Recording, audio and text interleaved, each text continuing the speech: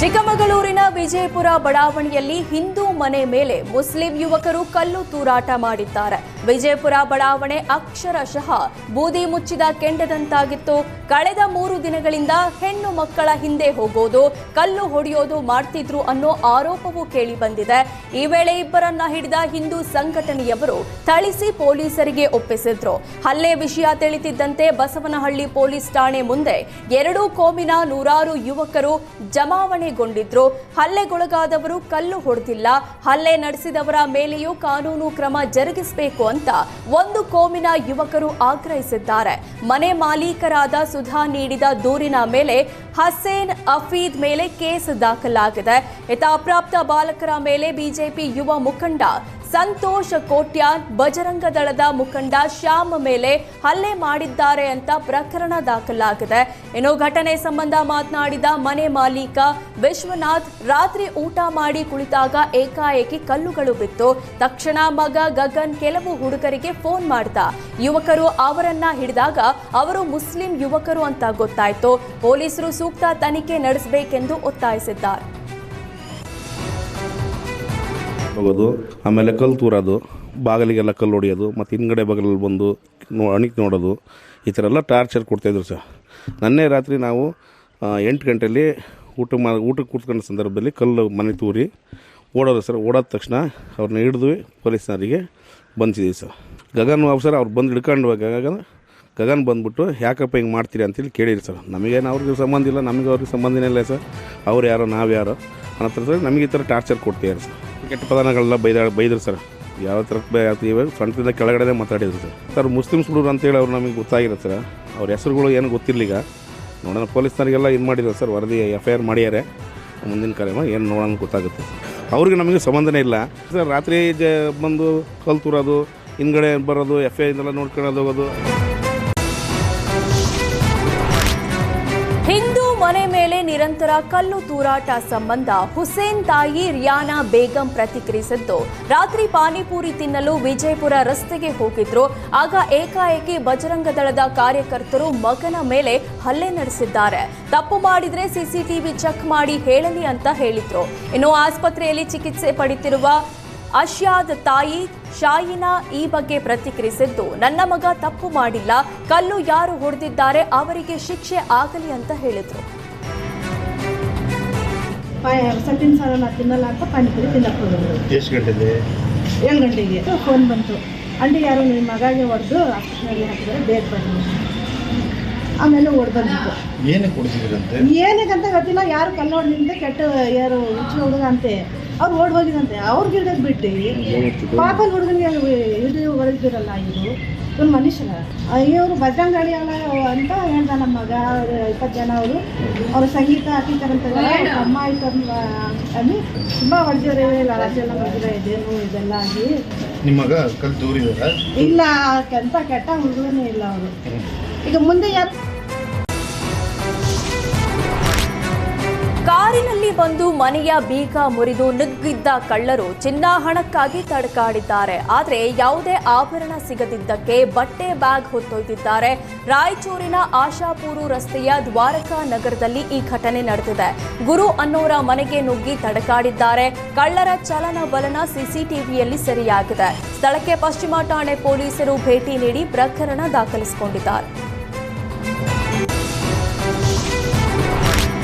ಡಿವೈಡರ್ಗೆ ಡಿಕ್ಕಿಯಾಗಿ ಖಾಸಗಿ travel bus ಪಲ್ಟಿಯಾಗಿದೆ. Kolar ಹೊರವಲಯದ Pavan college ಕ್ರೀಡಾಂಗಣ ಬಳಿ ಈ ಘಟನೆ ನಡೆದಿದೆ. ಬಸ್ನಲ್ಲಿದ್ದ 40 ಜನ ಪ್ರಯಾಣಿಕರು ಪ್ರಾಣಾಪಾಯದಿಂದ ಪಾರಾಗಿದ್ದು, ಇಬ್ಬರಿಗೆ ಗಂಭೀರ ಗಾಯವಾಗಿದೆ. ಆಂಧ್ರದ ನಲ್ಲೂರಿಂದ ಬೆಂಗಳೂರಿಗೆ ಬರ್ತಾ ಇದ್ದ ವೇಳೆ ಅವಘಡ ಸಂಭವಿಸಿದೆ. ಸ್ಥಳಕ್ಕೆ ಧಾವಿಸಿದ ಅಗ್ನಿಶಾಮಕ ದಳದ ಸಿಬ್ಬಂದಿ ಗಾಜುಗಳನ್ನು ಒಡೆದು ಪ್ರಯಾಣಿಕರನ್ನ ಹೊರಗೆಳೆದಿದ್ದಾರೆ. ಗಾಯಾಳುಗಳು ಕೋಲಾರದ ಖಾಸಗಿ ಆಸ್ಪತ್ರೆಗೆ ದಾಖಲಾಗಿದ್ದಾರೆ. ಕೋಲಾರ ಸಂಚಾರಿ ಪೊಲೀಸ್ ಠಾಣಾ ವ್ಯಾಪ್ತಿಯಲ್ಲಿ ಘಟನೆ ನಡೆದಿದೆ.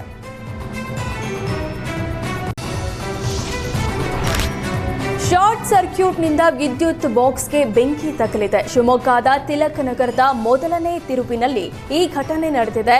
ಓಂ ಕಂಪ್ಯೂಟರ್ ಬಳಿ ವಿದ್ಯುತ್ ವಾಹಕಗಳಿರುವ ಬಾಕ್ಸ್ನಲ್ಲಿ ಬೆಂಕಿ ಕಾಣಿಸಿಕೊಂಡಿದ್ದು ಹೊತ್ತಿ ಉರಿದಿದೆ. ಸ್ಥಳಕ್ಕೆ ದೌಡಾಯಿಸಿದ ಅಗ್ನಿಶಾಮಕ ದಳ ಸಿಬ್ಬಂದಿ ಬೆಂಕಿ ನಂದಿಸಿದ್ದಾರೆ. ಕಳೆದ ವರ್ಷ 1ನೇ ತರಗತಿ ದಾಖಲಾತಿಗೆ ಕಡ್ಡಾಯವಾಗಿ 6 ವರ್ಷ ಪೂರ್ಣಗೊಂಡಿರಲೇಬೇಕೆಂಬ ನಿಯಮವನ್ನ ಶಾಲಾ ಶಿಕ್ಷಣ ಇಲಾಖೆ 2025-26ನೇ ಶೈಕ್ಷಣಿಕ ಸಾಲಿಗೆ ಮಾತ್ರ ಅನ್ವಯವಾಗುತ್ತೆ ಅಂತ ಸಡಿಲಿಸಿತ್ತು. ಅದರಂತೆ ಜೂನ್ 1ಕ್ಕೆ 5 ವರ್ಷ 5 ತಿಂಗಳು ಪೂರ್ಣಗೊಳ್ಳುವ ಮಕ್ಕಳನ್ನ 1ನೇ ತರಗತಿಗೆ ದಾಖಲಿಸಿಕೊಳ್ಳಬಹುದು ಅಂತ ಆದೇಶಿಸಿತ್ತು. ಇದೀಗ ಮತ್ತೆ ಪೋಷಕರು 5 ವರ್ಷ 5 ತಿಂಗಳ ಕೂಗು ಎತ್ತಿದ್ದು ಡಿಸಿಎಂ ಮನೆ ಕದ ತಟ್ಟಿದ್ದಾರೆ. ಮಕ್ಕಳ ಜೊತೆ ಡಿಸಿಎಂ ಭೇಟಿಗೆ ಹೋಗಿದ್ದ ಪೋಷಕರು ಕಳೆದ ವರ್ಷದಂತೆ ಈ ವರ್ಷವೂ ದಾಖಲಾತಿಗೆ ಅವಕಾಶ ನೀಡಬೇಕೆಂದು ಮನವಿ ಮಾಡಿದ್ದಾರೆ. ಆದರೆ ಈ ವರ್ಷ ಯಾವುದೇ ರಿಯಾಯಿತಿ ಇರಲ್ಲ ಅಂತ ಶಾಲಾ ಶಿಕ್ಷಣ ಸಚಿವರು ತಿಳಿಸಿದ್ರು. ಜೂನ್ 1ಕ್ಕೆ 1ನೇ ತರಗತಿಗೆ ಪ್ರವೇಶ ಪಡೆಯುವ ಮಕ್ಕಳಿಗೆ 6 ವರ್ಷದ ನಿಯಮ ಕಡ್ಡಾಯಗೊಳಿಸಿದ್ದಾರೆ. ಇದು ಪೋಷಕರ ಚಿಂತೆಗೆ ಕಾರಣವಾಗಿದೆ. ಮನೆ ಮಾಲೀಕರಿಗೆ ಜಿಬಿಎ ಗುಡ್ ನ್ಯೂಸ್ ಕೊಟ್ಟಿದೆ. ಮನೆ ಮುಂದೆ ರಸ್ತೆಗಳಲ್ಲಿ ನಿಲ್ಲಿಸುವ ವಾಹನಗಳಿಗೆ ಪಾರ್ಕಿಂಗ್ ಶುಲ್ಕ ವಿಧಿಸುವ ಚರ್ಚೆ ನಡೆದಿತ್ತು. ಆದರೆ ಸದ್ಯಕ್ಕೆ ಯಾವುದೇ ಪಾರ್ಕಿಂಗ್ ಶುಲ್ಕ ವಿಧಿಸಲ್ಲ ಅಂತ ಜಿಬಿಎ ಮುಖ್ಯ ಆಯುಕ್ತ ಮಹೇಶ್ವರ್ ರಾವ್ ತಿಳಿಸಿದ್ದಾರೆ. ಆದರೆ ಮುಂದಿನ ದಿನಗಳಲ್ಲಿ ವಾಹನಗಳಿಗೆ ಪಾರ್ಕಿಂಗ್ ಶುಲ್ಕ ವಿಧಿಸಲು ಚಿಂತನೆ ನಡೆಸ್ತಾ ಇದ್ದಾರೆ. 5 ನಗರ ಪಾಲಿಕೆಯ ಮುಖ್ಯ ರಸ್ತೆಗಳನ್ನು ಆಯ್ಕೆ ಮಾಡಿಕೊಂಡಿರುವ ಜಿಬಿಎ ಗುರುತಿಸಿದ ರಸ್ತೆಗಳಲ್ಲಿ ಶೀಘ್ರದಲ್ಲೇ ಪೇ ಪಾರ್ಕಿಂಗ್ ಆರಂಭಿಸಲು ಚಿಂತನೆ ನಡೆಸಿದೆ. ಸದ್ಯಕ್ಕೆ ನಿಗದಿತ ರಸ್ತೆಗಳಲ್ಲಿ ಪೇ ಪಾರ್ಕಿಂಗ್ ಸಂಗ್ರಹಕ್ಕೆ ಟೆಂಡರ್ ಕರೆಯಲಾಗಿದೆ. ಹೀಗಾಗಿ ಸ್ವಲ್ಪ ಸಮಯ ಪೇ ಪಾರ್ಕಿಂಗ್ನಿಂದ ಮನೆ ಮಾಲೀಕರು ನಿರಾಳರಾಗಿದ್ದಾರೆ.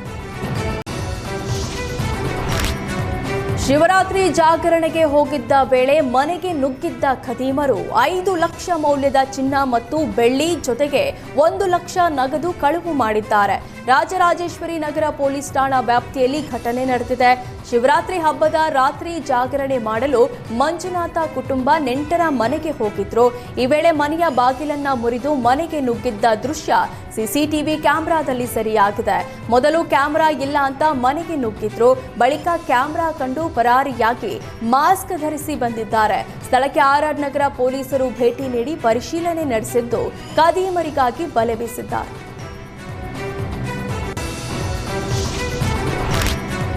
ಲಂಚ ಪಡೆಯುವಾಗ ಲೋಕಾಯುಕ್ತ ದಾಳಿಗೆ ಒಳಗಾಗಿ ಜೈಲಿನಲ್ಲಿರುವ ರಾಷ್ಟ್ರೀಯ ಹೆದ್ದಾರಿ ವಿಶೇಷ ಭೂ ಸ್ವಾಧೀನಾಧಿಕಾರಿ ಸಿದ್ದಲಿಂಗಾರೆಡ್ಡಿಯವರಿಗೆ ಬ್ರೆಡ್, ಬಾಳೆಹಣ್ಣು, ಮೈಸೂರು ಸ್ಯಾಂಡಲ್ ಸೋಪ್ ನೀಡಿ ಒಳ್ಳೆಯದಾಗ್ಲಿ ಅಂತ ನೊಂದ ಶ್ರೀಗಂಧ ಬೆಳೆಗಾರರ ವಿಶುಕುಮಾರ್ ಹಾರೈಸಿದ್ದಾರೆ. ಶಿವಮೊಗ್ಗದ ಸೋಗಾನಿಯಲ್ಲಿರುವ ಕೇಂದ್ರ ಕಾರಾಗೃಹಕ್ಕೆ ವಿಶುಕುಮಾರ್ ಭೇಟಿ ನೀಡಿದ್ದ ಸಾಲು ಮರದ ತಿಮ್ಮಕ್ಕ ಬಳಸಿದ ಶ್ರೀಗಂಧ ಪಾದುಕೆಯನ್ನ ತಲೆ ಮೇಲೆ ಇಟ್ಟುಕೊಂಡು ಜೈಲಿಗೆ ಬಂದಿದ್ರು. ಇದೇ ವೇಳೆ ಮಾತನಾಡಿದ ರೈತ ವಿಶುಕುಮಾರ್, ಸರ್ಕಾರ 6ನೇ ಗ್ಯಾರಂಟಿ ನೀಡಲು ಸಿದ್ದಲಿಂಗಾರೆಡ್ಡಿ ಶ್ರೀಗಂಧ ಮರಕ್ಕೆ 420 ರೂಪಾಯಿ ದರ ನಿಗದಿ ಮಾಡಿ ಸರ್ಕಾರಕ್ಕೆ ಹಣ ಉಳಿಸಲು ಪಣ ತೊಟ್ಟು ಇದೀಗ ಜೈಲು ಪಾಲಾಗಿದ್ದಾರೆ. ಹಾಗಾಗಿ ಅವರಿಗೆ ಆರೋಗ್ಯ ಜೊತೆಗೆ ಸರ್ಕಾರಕ್ಕೆ ಮತ್ತಷ್ಟು ಹಣ ಉಳಿಸಲು ಶಕ್ತಿ ಬರಲೆಂದು ಆಶಿಸ್ತೇನೆ ಅಂತ ವಿನೂತನ ಪ್ರತಿಭಟನೆ ನಡೆಸಿದ್ರು. ಬೆಂಗಳೂರಲ್ಲಿ ಖದೀಮರು ಹೊಸ ಟೆಕ್ನಿಕ್ ಬಳಸಿ ದಂಧೆಗೆ ಇಳಿದಿದ್ದಾರೆ. ಬ್ಯಾಡರಹಳ್ಳಿಯಲ್ಲಿ ಹಾಡ ಹಗಲೇ ಉದ್ಯಮಿ ಮನೆಯಲ್ಲಿ ಬೆಚ್ಚಿ ಬೀಳಿಸುವ ದರೋಡೆ ನಡೆದಿದೆ. ಸಬ್ ಇನ್ಸ್ಪೆಕ್ಟರ್ ಕ್ರೈಮ್ ಪಿಸಿ ರೀತಿ ಸಮವಸ್ತ್ರದಲ್ಲಿ ಖದೀಮರು ಮನೆಗೆ ಎಂಟ್ರಿ ಕೊಟ್ಟಿದ್ರು. ಬೆಂಗಳೂರಿನ ಬಿಎಲ್ ಬಡಾವಣೆಯ ಹೊಂಬಾಳೆಗೌಡರ ಮನೆಗೆ ಎಂಟ್ರಿ ಕೊಟ್ಟಿದ್ರು. ಸಬ್ ಇನ್ಸ್ಪೆಕ್ಟರ್ ಅಂತ ಭಾವಿಸಿ ಮನೆಯವರು ಚೇರ್ ಕೊಟ್ಟು ಕೂರಿಸಿದ್ದಾರೆ. ಈ ವೇಳೆ ಖದೀಮರಿಗೆ ಹೊಂಬಾಳೆಗೌಡರ ಪತ್ನಿ ನೀರು ಕೊಟ್ಟು ಹೊರಗಡೆ ಹೋಗಿ ಬರೋದ್ರೊಳಗೆ ಹೊಂಬಾಳೆಗೌಡರ ಬಾಯಿಗೆ ಟೇಪ್ ಹಾಕಿ ಚಿನ್ನಾಭರಣ ತೋರಿಸುವಂತೆ ಚಾಕು ತೋರಿಸಿ ಬೆದರಿಸಿದ್ದಾರೆ. ಬಳಿಕ ಪತ್ನಿಯನ್ನ ಕಟ್ಟಿ ಹಾಕಿದ್ರು. ಕೊನೆಗೆ ಖದೀಮರು ಮನೆಯಲ್ಲಿದ್ದ 20 ಲಕ್ಷ ನಗದು, ಅರ್ಧ ಕೆಜಿ ಚಿನ್ನ ಎಗರಿಸಿ ಎಸ್ಕೇಪ್ ಆಗಿದ್ದಾರೆ. ಸದ್ಯ ಖದೀಮರಿಗೆ ಪೊಲೀಸರು ಬಲೆ ಬೀಸಿದ್ದಾರೆ.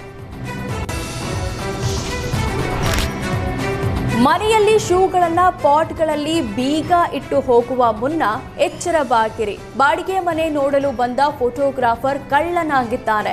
ಬೆಂಗಳೂರು ವೈಟ್ ಫೀಲ್ಡ್ ನಿವಾಸಿಯಾಗಿದ್ದ ಕಿರಣ್ ವೃತ್ತಿಯಲ್ಲಿ ಫೋಟೋಗ್ರಾಫರ್ ಆಗಿದ್ದ. ಕೋವಿಡ್ನಲ್ಲಿ ಲಾಸ್ ಆಗಿ ಫೋಟೋ ಸ್ಟುಡಿಯೋ ಮುಚ್ಚಿದ್ದ.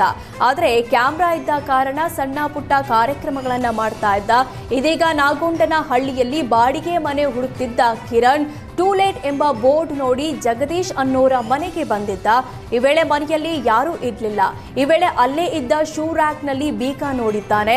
ಕೀ ತೆಗೆದುಕೊಂಡು ಬಾಗಿಲು ತೆರೆದು ಒಳಗೆ ನುಗ್ಗಿದ್ದ ಕಿರಣ್ 55 ಲಕ್ಷ ಮೌಲ್ಯದ 348 ಗ್ರಾಂ ಚಿನ್ನಾಭರಣ ಕದ್ದಿದ್ದಾನೆ. ಈ ಸಂಬಂಧ ವೈಟ್ಫೀಲ್ಡ್ ಪೊಲೀಸ್ ಠಾಣೆಗೆ ಜಗದೀಶ್ ದೂರು ಕೊಟ್ಟಿದ್ದಾರೆ. ಕಳ್ಳತನದ ಬಳಿಕ ಆರೋಪಿ ಕಿರಣ್ ಮಹದೇಶ್ವರ ಬೆಟ್ಟಕ್ಕೆ ಹೋಗಿ ಮುಡಿ ಕೊಟ್ಟಿದ್ದ. ಮಹದೇಶ್ವರ ಬೆಟ್ಟದಿಂದ ಬರ್ತಿದ್ದಂತೆ ಪೊಲೀಸರ ಬಲೆಗೆ ಬಿದ್ದಿದ್ದಾನೆ.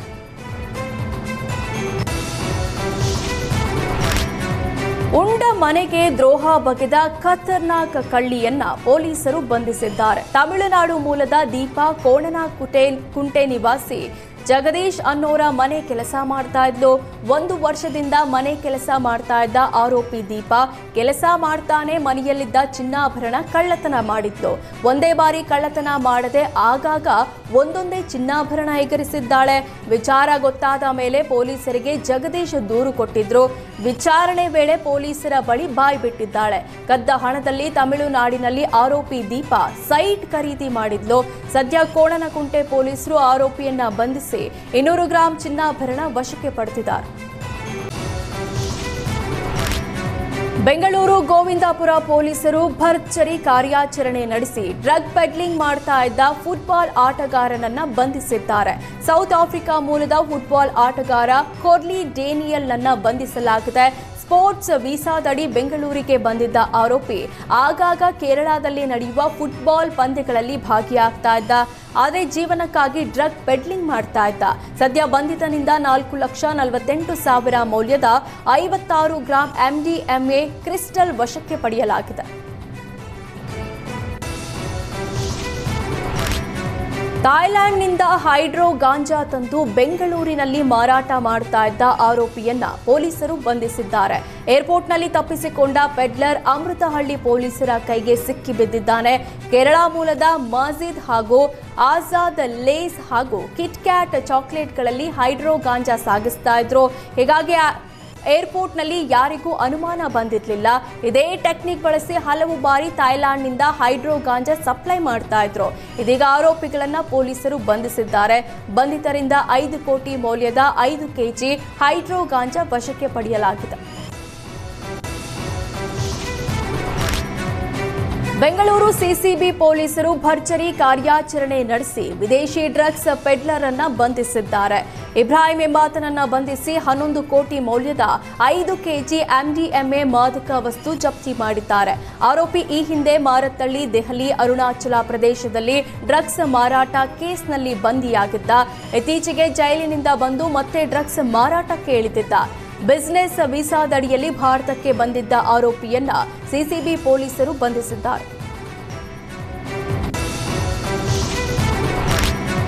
ಹೆಬ್ಬಗೋಡಿ ಪೊಲೀಸರು ಭರ್ಜರಿ ಕಾರ್ಯಾಚರಣೆ ನಡೆಸಿ ಹಲವು ರೀತಿಯ ಮಾದಕ ವಸ್ತು ಮಾರಾಟ ಮಾಡ್ತಾ ಇದ್ದ ವಿದೇಶಿ ಪ್ರಜೆಯನ್ನ ಬಂಧಿಸಿದ್ದಾರೆ. ಸೆನೆಗಲ್ ಒಕೋಲಿಯನ್ನ ಬಂಧಿಸಲಾಗಿದೆ. ಬಂಧಿತನಿಂದ 29 LSD ಮಾತ್ರೆಗಳು, 546 ಗ್ರಾಂ MDMA, 152 ಗ್ರಾಂ ಹೈಡ್ರೋ ಗಾಂಜಾ, 131 ಗ್ರಾಂ ಕೊಕೇನ್ ವಶಕ್ಕೆ ಪಡೆಯಲಾಗಿದೆ. ಒಮ್ಮೆ ಆರೋಪಿಯನ್ನ ಪೊಲೀಸರು ಗಡಿಪಾರು ಮಾಡಿದ್ರು.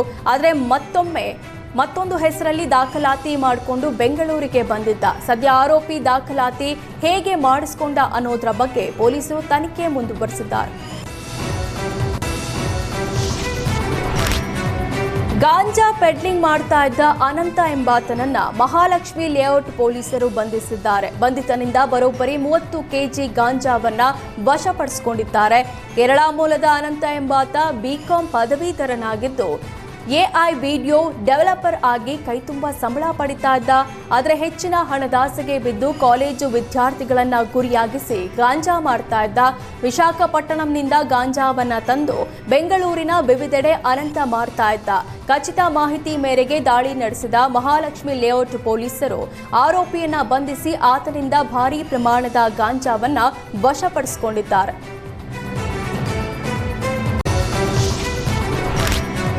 ಶಾರ್ಟ್ ಸರ್ಕ್ಯೂಟ್ನಿಂದ ಗ್ಯಾರೇಜ್ನಲ್ಲಿ ಬೆಂಕಿ ಕಾಣಿಸಿದ್ದು ಹೆಚ್ಚು ಬೈಕ್ಗಳು ಸುಟ್ಟು ಕರಕಲಾಗಿದೆ. ಬಾಗಲಕೋಟೆಯ ಇಳಕಲ್ ನಗರದ ಶ್ರೀನಿವಾಸ ಚಿತ್ರಮಂದಿರ ಬಳಿಯ ಗ್ಯಾರೇಜ್ನಲ್ಲಿ ಈ ಘಟನೆ ನಡೆದಿದೆ. ಕೃಷ್ಣ ಬದ್ದಿ ಅನ್ನೋರ ಗ್ಯಾರೇಜ್ನಲ್ಲಿ ಅವಘಡ ಸಂಭವಿಸಿದ್ದು ಲಕ್ಷಾಂತರ ರೂಪಾಯಿ ಮೌಲ್ಯದ ಬೈಕ್ ಸುಟ್ಟು ಕರಕಲಾಗಿದೆ. ಸ್ಥಳಕ್ಕೆ ಅಗ್ನಿಶಾಮಕ ದಳ ಸಿಬ್ಬಂದಿ ದೌಡಾಯಿಸಿ ಬೆಂಕಿ ನಂದಿಸಿದ್ರು. ಆಕಸ್ಮಿಕವಾಗಿ ಗ್ಯಾರೇಜ್ನಲ್ಲಿ ಬೆಂಕಿ ಕಾಣಿಸಿಕೊಂಡಿದ್ದು ಗ್ಯಾರೇಜ್ನಲ್ಲಿದ್ದ 3 ಕಾರು, 1 ಕ್ರೂಸರ್ ಸುಟ್ಟು ಕರಕಲಾಗಿದೆ. ದಾವಣಗೆರೆಯ ಹಳೆ ಪಿಬಿ ರಸ್ತೆಯ LIC ಕಚೇರಿ ಬಳಿ ಘಟನೆ ನಡೆದಿದೆ. ಅರುಣ್ ಅನ್ನೋರಿಗೆ ಸೇರಿದ ಮಾರುತಿ ಗ್ಯಾರೇಜ್ನಲ್ಲಿ ಅವಘಡ ಸಂಭವಿಸಿದೆ. ಅಗ್ನಿಶಾಮಕ ಸಿಬ್ಬಂದಿ ಬೆಂಕಿ ನಂದಿಸಿದ್ದು ಗ್ಯಾರೇಜ್ ಮಾಲೀಕ ಕಂಗಾಲಾಗಿದ್ದಾರೆ. ಲಕ್ಷಾಂತರ ಮೌಲ್ಯದ ಮೇವಿನ ಬಣವಿ ಬೆಂಕಿ ಬಿದ್ದು ಅಗ್ನಿ ಕೆನ್ನಾಲಿಕೆಗೆ 3 ಬಣವೆಗಳು ಸುಟ್ಟು ಹೋಗಿವೆ. ಧಾರವಾಡದ ಹಿರೇಹರಕುಣಿ ಗ್ರಾಮದಲ್ಲಿ ಘಟನೆ ನಡೆದಿದೆ. ಗ್ರಾಮದ ಹನುಮಂತಪ್ಪ, ಮಲ್ಲೇಶ್ ದನ ಕರುಗಳಿಗೆ ಹಾಕಲು ಮೇವು ಸಂಗ್ರಹಿಸಿದ್ರು.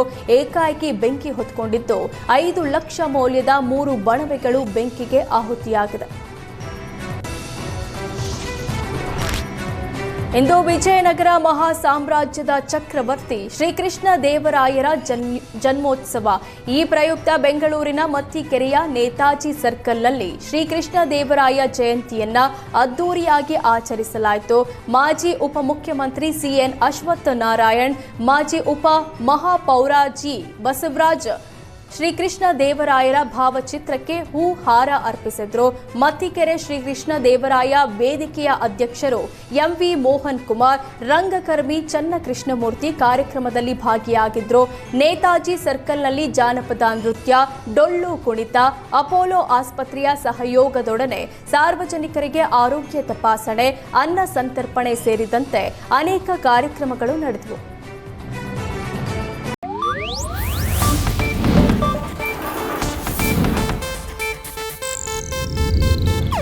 ಇದು ಏಷ್ಯಾನೆಟ್ ನ್ಯೂಸ್ ನೆಟ್ವರ್ಕ್ ಪ್ರಸ್ತುತಿ.